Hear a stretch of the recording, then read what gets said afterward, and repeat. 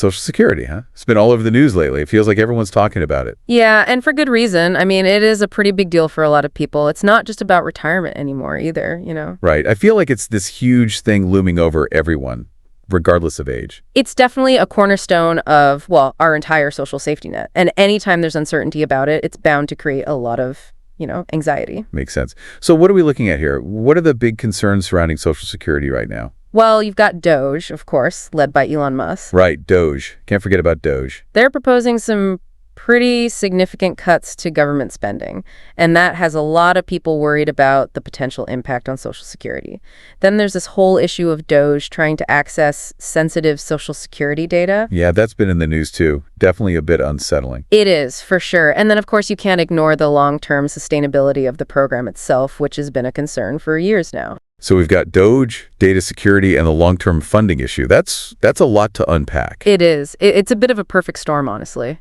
Before we jump into all of that, if anyone listening wants to stay up to date on all this, all this Social Security stuff, make sure to subscribe. We'll be doing more on this for sure. Yeah, absolutely. It's important to stay informed, especially with, with so much escape. Couldn't agree more. Okay, so let's start with DOGE. These proposed cuts to government spending. I mean, cutting waste sounds good on paper, but how is that going to affect essential programs like Social Security? The fear isn't so much about immediate cuts to benefits. What's more concerning is the potential impact on the actual Social Security Administration, the agency that manages, the entire program. Right. So funding cuts. Exactly. Funding cuts could mean reduced staff, fewer resources, and ultimately just, a less efficient system overall. And less efficiency means? Well, think about it. It could lead to longer processing times for claims, increased wait times for people needing assistance, and potentially even errors in benefit calculations. Oh, wow.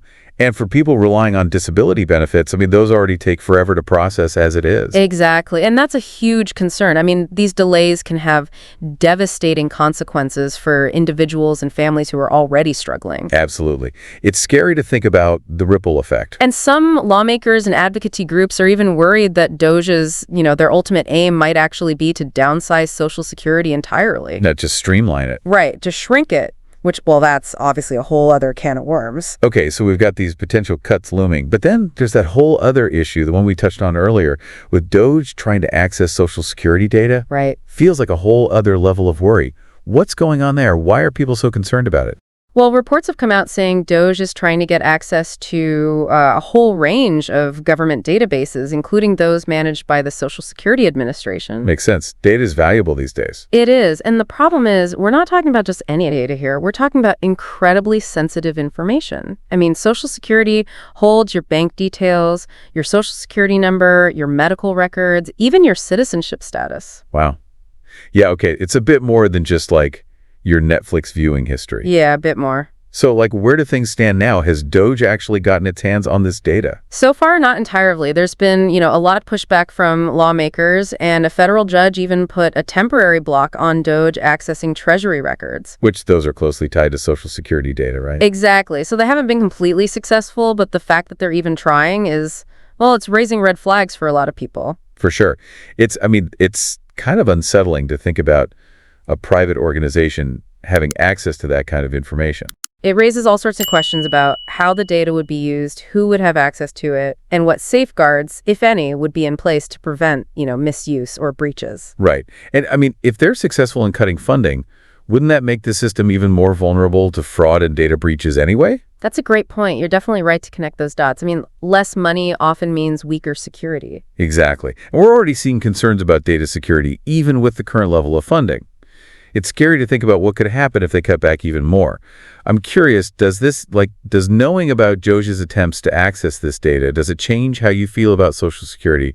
Let us know in the comments. And if you're liking this conversation, don't forget to hit that like button. It helps us out a lot. It's definitely something to think about. This data security issue really adds another layer of complexity to the whole situation. It's not just about the money anymore. Right. It's about trust and privacy and who has access to our most sensitive information. Exactly. And with DOGE in the picture, it feels like those things are, they're definitely being called into question. Okay, so we've talked about DOGE, these potential cuts, and the whole data security thing.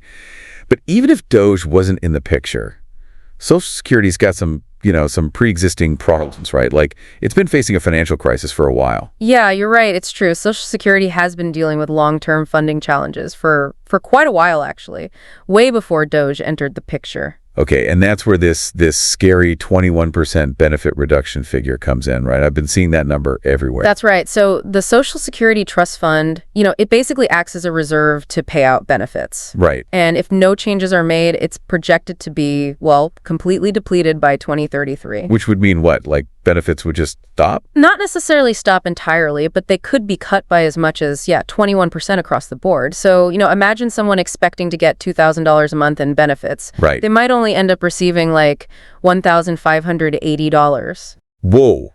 That's a huge difference. It is. It could be devastating for a lot of people. Definitely. So why is this happening? Is it just a matter of too many people taking out benefits and not enough people paying into the system? It's a little bit more complicated than that. One big factor is the aging of the baby boomer generation. As more of them hit retirement age and start collecting benefits, it puts a bigger strain on the system. Right.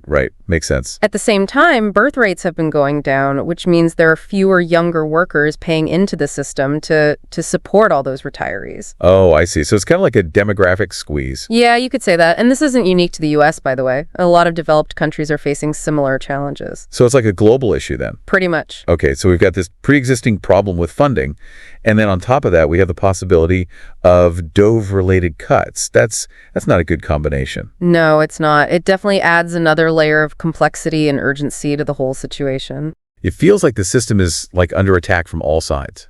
Yeah, it's definitely a tough spot to be in. And it's hard not to feel like we're being gaslit a little bit.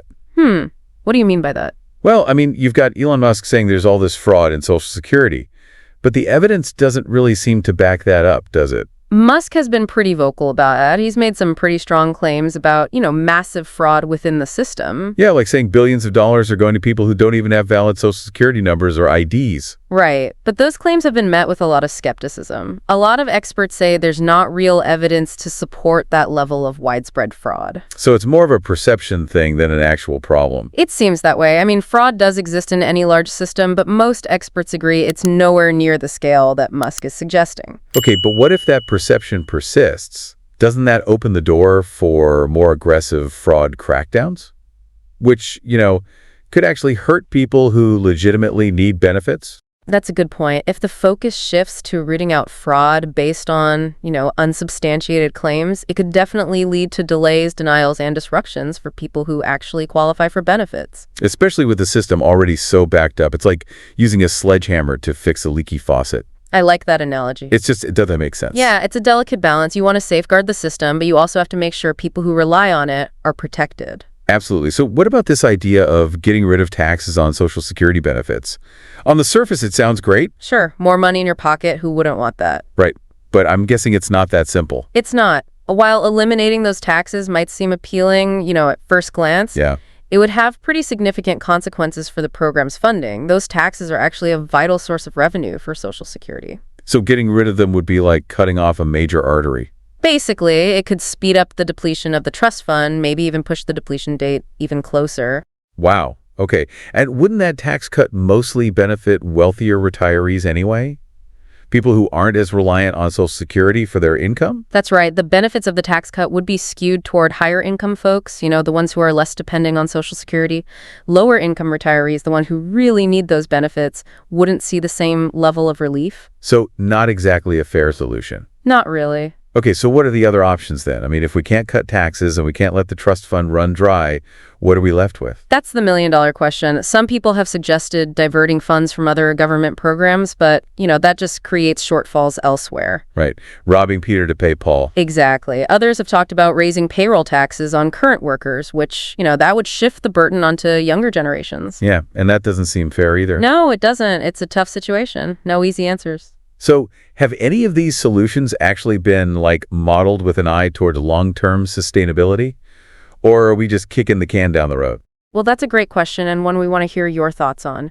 What do you think? Would raising the retirement age or adjusting the taxable income cap be acceptable solutions? Let us know in the comments. And if you're finding this discussion helpful, don't forget to hit that like button. Yeah, let's hear from you. We want to know what you think the best path forward is. It feels like we're stuck between a rock and a hard place. It does, doesn't it? I mean, there are no easy answers here. So, what can we do? Is there anything that can actually fix this mess? Well, there are a few policy options that have been, floating around. Okay, like what?